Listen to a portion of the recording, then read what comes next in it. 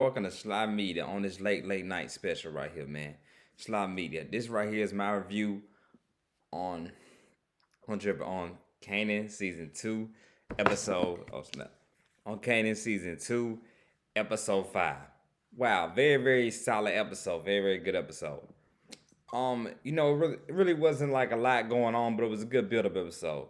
I'm gonna start off with Jukebox character. Jukebox had to me the strongest moment this episode, based off the fact that I feel like she finally got in close with her mom. She was at the church with her mom, and had the funny scene with the dude hitting on her, where she had on the outfit and the dress, because she was looking real good and like a snack in that outfit for sure, for sure.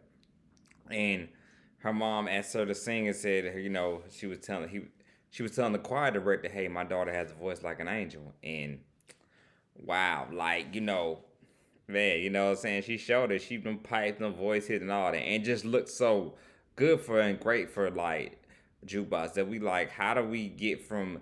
How did she go from what we're seeing right now with her like a promising bright future? It seems like it, everything like that, to what we saw in the original Power, right? So she was ruthless, dangerous, way more dangerous than Kane.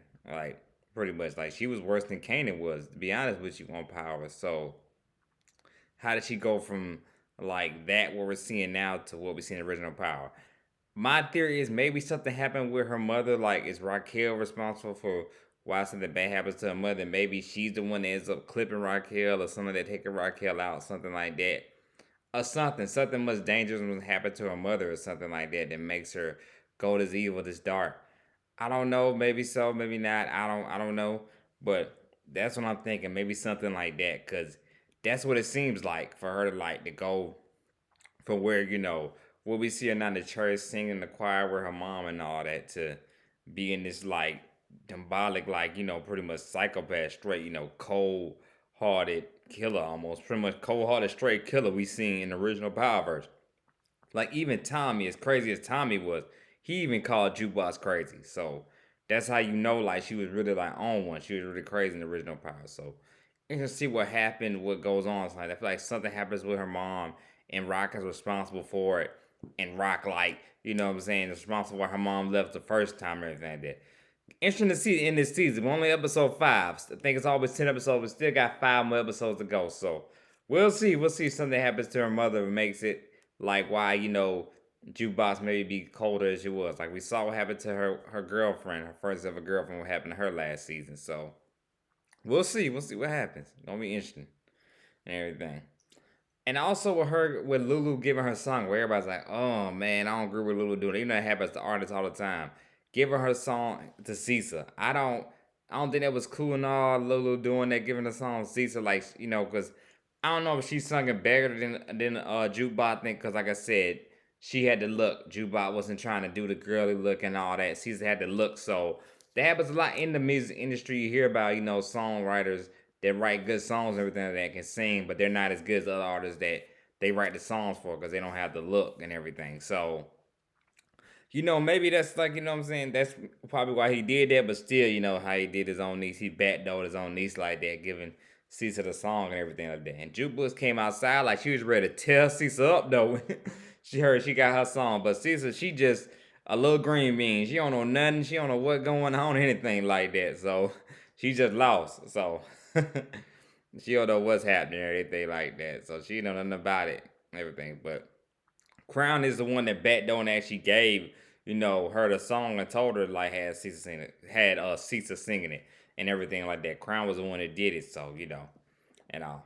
Now let's shift. So that's how, of course, she found out about everything like this. So I'm glad Jukebox had a better ending episode though, with her being in church and everybody hear her vocals, hear her voice with her mom and everything like that. Her mom's church. So like I said, I'm rooting for Jukebox and everything like that. Even though we all know what ends up happening to her, it just like, wow, she had all this going on for like what went wrong. It makes you more and more history. What really went wrong? Like, dang, like everything was going good for her.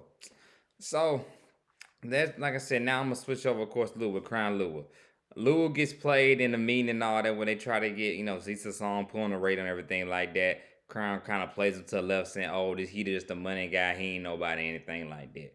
So when that happens, of course, Lulu feels some type of way and all that, and that's what the scene everybody talk about, where Lulu ends up punching him in the face and all that. And Crown pulls out a strap on him like he gonna do something, everything like that. And all. So they have a stare off, and Crown just looks around like he looking like, is anybody gonna say something, something like that or something about that. Oh, like I said with Lulu, it don't look too good for him and everything like that this season. The way Lulu's going, I believe he'll make it through this season, but it don't really look too good for him. All the stuff happening with Lulu and everything like that. With Crown situation, I feel like Crown might end up getting himself killed or something like that, or something. But really shaping up a lot of stuff and everything like that. So that's that's just like I said, man. Shaping up a lot of stuff. So you know, we'll see what happens and everything like that. But also with Lulu as well, Famous actually indirectly tells him, hey, about his girl and all them speaking to each other and everything like that. I'm like, man, turn cell phone off. Sorry about that, y'all. But and everything like that. I found this. Yep. So that's just very, very crazy and all that ends up happening. I'm sorry. I'm really sorry about this, y'all. Turn cell phone off. No need to apologize. Dang, I'm sorry about this, y'all. But yeah, so like, sorry, so sorry about that. But as I was saying, like the whole thing with Lulu and Crown, their situation, everything like that. Lulu tried to act like he knew what was going on with Crown and Zisa, I mean Crown and Jess and everything like that. But no, he didn't. He didn't know what was going on. Where he know nothing about it. He was just saying something. He didn't know what was going on or anything like that. I feel like he was just saying something and all that. Just as act like he didn't want to tell fans what he was gonna do. That's why I said it doesn't look good for Crown.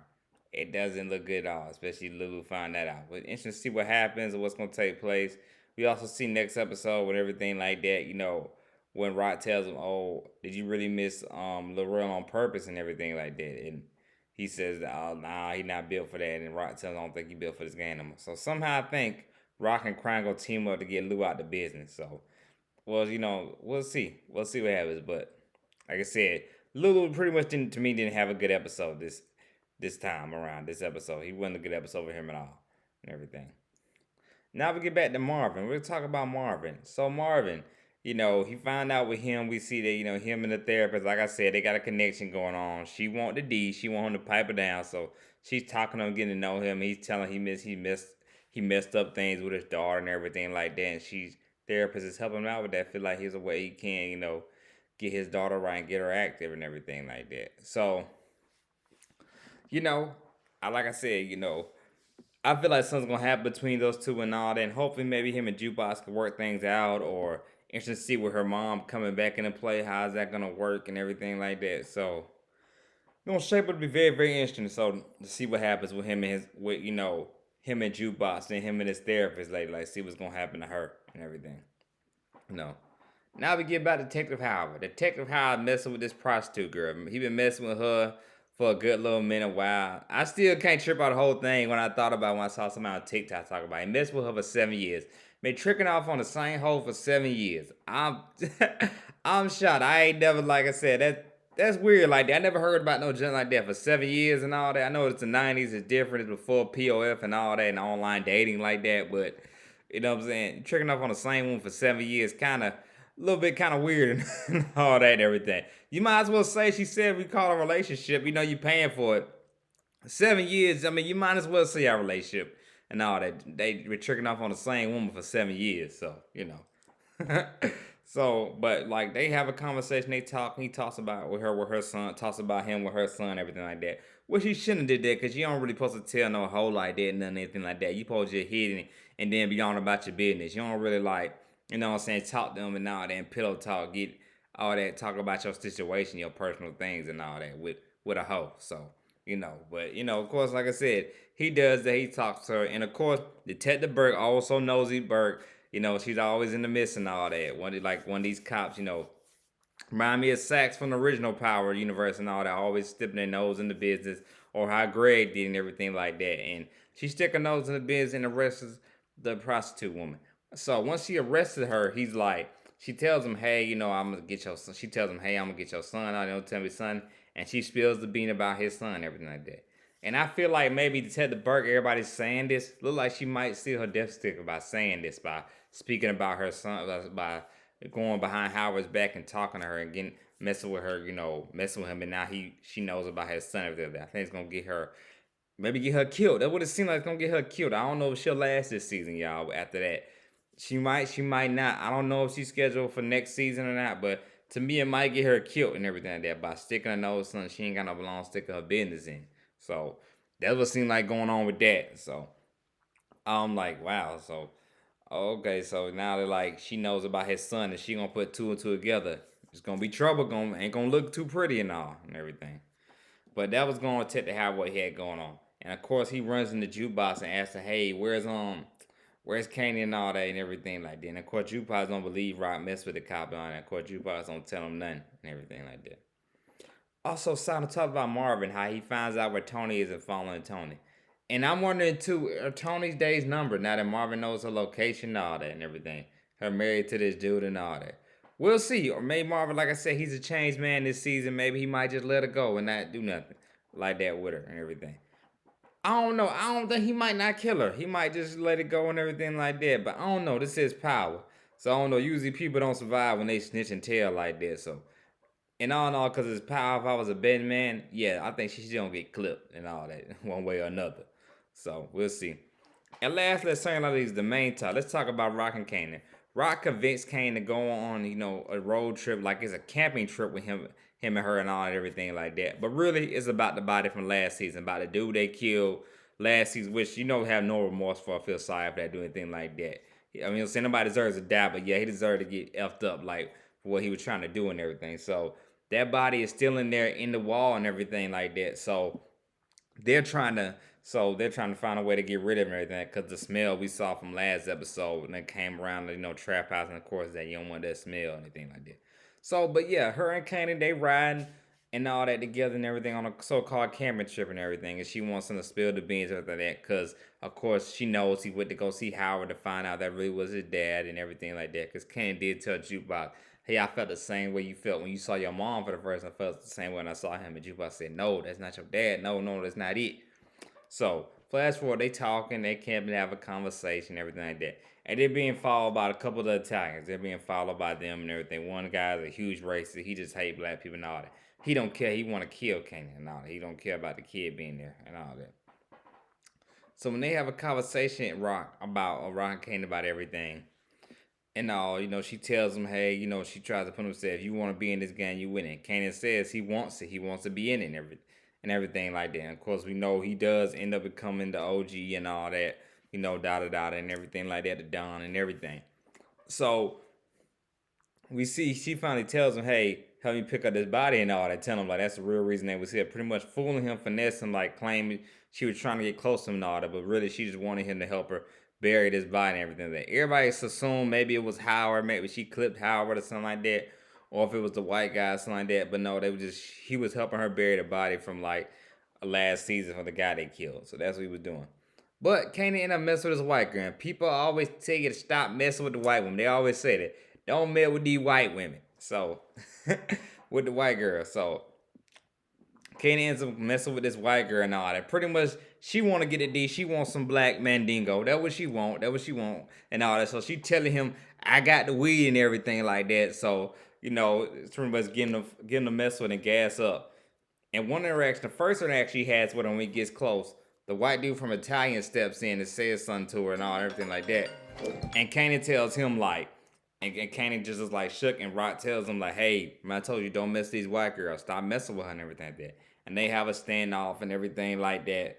So it just creates like a big chaos and everything like that and all. So that just becomes very, very messed up and everything like that. Then they have one more conversation, one more talk with her, and then like Kanan goes again. This is why I think he has this slow, real close connection to Tyreek. It's like they both hard headed. The white girl comes messing with again, want to do again, and all that. Talking about they got the weed, weed she grow and everything like that. They end up talking, and then the white Italian dude comes again and all that. Everything. He comes in, start beating up on Kanan and everything like that. Rock comes, steps in, and that's what she makes the deal with the Italian saying all this and that and everything. And of course, the white dude, he going to be clipped because Buddy told him, hey, that's one thing we don't do. We don't mess with kids. That's part of the rules and regulation times. We don't mess with kids or anything like that. So that pretty much starts all that, and then I guess they somehow next episode we'll see Rock and them make a deal. She even talks to also as well. She even talks to Neek as well and everything like that. And I guess maybe Neek might tell him about Uriel working on work. Uriel being like a double man, pretty much working for both sides and all that. Pretty much like how Dre was in the original Power. That's why I say that's what Uriel is. But wow, really like I said, shaping up the build Sons episode really was a build up episode. But as we see, Kanan makes the same mistakes Tariq makes and all that. That's why I said their love and their bond was the way it was. Because, like I said, Tariq was definitely the son Kanan always wanted and everything. So you see the similarities and stuff of both of them doing all and making the same kind of mistakes and errors. So with him messing, kept on, like I said, messing that white girl that just really wanted to meet Nico. Like she really wanted that bad and everything like that and all. And like I said, they were our Tans were really there just to handle and try to take out Rock and everything like that. But then they get caught in the crossfire. Now they making a deal with Rock. So that's what happened this episode. So we'll see what happened next. I can't wait. Hopefully next episode has a little more action and all that. I believe so. It will might be something real shocking that happen next episode since it'll be episode 6. Episode 6 and 7 is always the bigger episodes in the Power universe. So hopefully next episode, is definitely a real big episode. But like I said, I enjoyed it. Kanan is one of my definitely my favorite series of the Power universe so far. I loved it. So like I said, this is my review on Kanan season 2, episode 5 of Power. Stay tuned. Later on in the afternoon, I know it's early in the morning, late night, early morning for some of y'all. But stay tuned later on tonight. Later on tonight or tomorrow afternoon.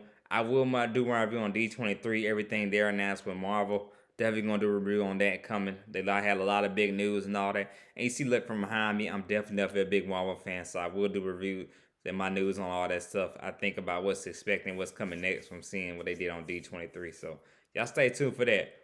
But this is Slide Media. If you like the content, please don't hesitate. Hit that like, subscribe button. This is Slide Media. Y'all have a good night, a good morning. I'm out. Y'all stay tuned tomorrow with me for my reviews on review on D23. Good night, y'all, and good morning.